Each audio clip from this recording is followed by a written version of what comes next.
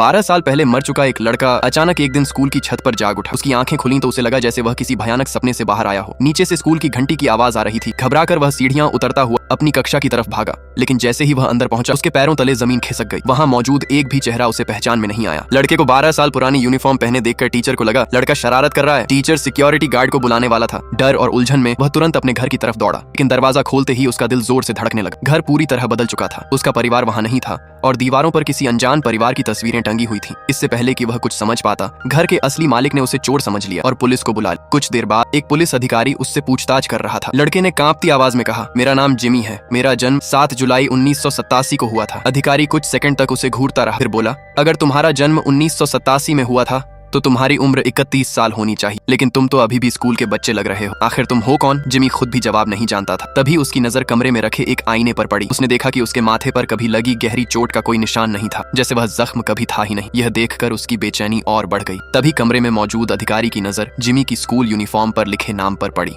और उसका चेहरा अचानक डर से सफेद पड़ गया। उस एक नाम ने जिमी के दिमाग में दबी हुई यादों का दरवाजा खोल दिया। उसे अपना आखिरी दिन याद आने लगा। उस सुबह उसने अपने छोटे भाई बहनों के लिए नाश्ता बनाया था। फिर वह अपनी गर्लफ्रेंड लीसा के साथ साइकिल से स्कूल जा रहा था। उस दिन उसका जन्मदिन था और पहली बार उसने हिम्मत करके लीसा से एक किस मांगने का फैसला किया था। इन अगले ही पल कुछ बदल गया। सड़क पार करते समय तेज रफ्तार से आती एक कार ने उसे जोरदार टक्कर मार दी। दुनिया उसकी आंखों के सामने अंधेरे में डूब गई और तभी उसे समझ आया कि यह कोई सपना नहीं था, क्योंकि जिमी सचमुच 12 साल पहले